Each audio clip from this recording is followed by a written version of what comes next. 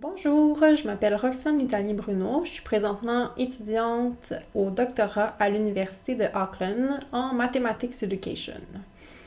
Dans cette capsule, je vous parle de mon projet de recherche comme étudiante à la maîtrise à l'Université du Québec à Montréal. Mon projet portait sur les façons avec lesquelles les élèves placés en résolution de problèmes mettent en route les activités des mathématiciens.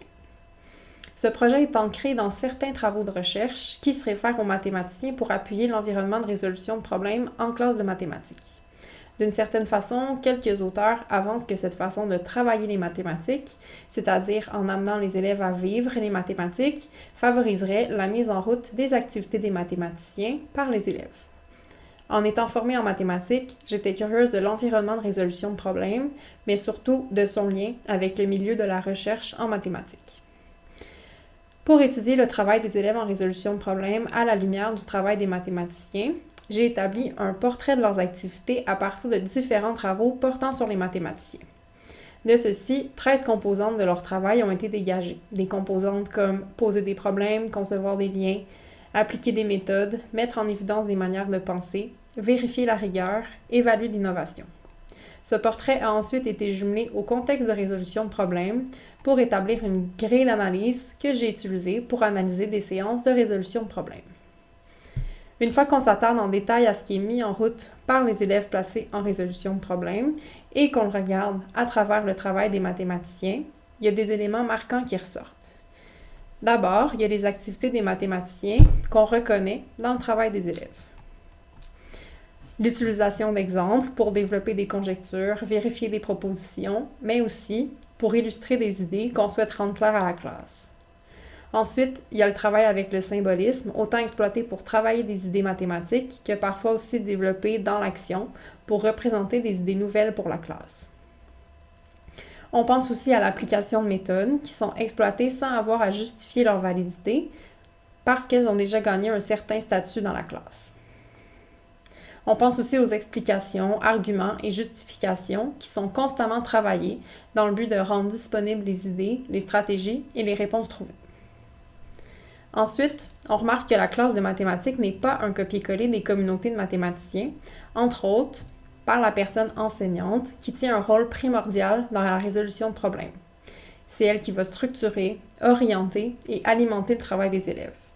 En particulier, cette figure n'a pas d'équivalent chez les mathématiciens qui ont la pleine responsabilité des activités qu'ils vont mettre en route.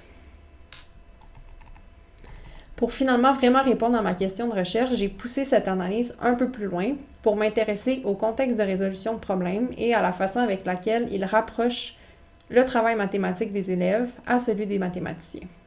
Entre autres, j'ai fait ressortir 4 caractéristiques de la classe en résolution de problèmes, soit les interactions entre les élèves, leurs questions et leurs solutions, la place de l'incertitude, la liberté mathématique, puis l'autorité à la classe.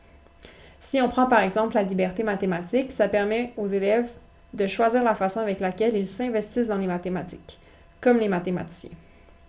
Toutefois, cette liberté est mathématique. Ça veut dire que les élèves sont responsables de l'avancement des mathématiques et donc que les décisions qu'ils prennent ont un impact sur la résolution de problèmes.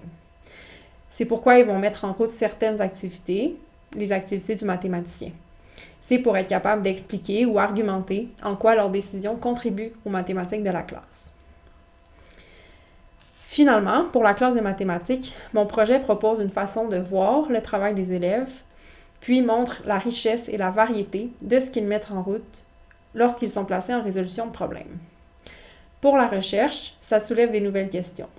Par exemple, il y a quelques auteurs qui ont mentionné que ça peut prendre du temps à installer l'environnement de résolution de problèmes. On peut alors se demander si la façon avec laquelle les élèves mettent en route les activités des mathématiciens se transforme dans le temps. Par exemple, est-ce qu'ils deviennent plus habiles à mettre en route certaines activités sans que ce soit à la suite d'un commentaire ou d'une question de l'enseignant? Au point de vue personnel, ce projet-là m'a permis de mieux me connaître comme jeune chercheur, particulièrement de définir un peu mieux mon intérêt à fouiller la nature de l'activité mathématique et ce que ça peut signifier faire des mathématiques. Donc, je vous remercie beaucoup d'avoir écouté ma capsule. Si jamais vous souhaitez en savoir davantage sur mon travail de recherche, n'hésitez pas à récupérer mon mémoire par le biais de la plateforme Archipel de l'UQAM ou encore à me contacter. Merci!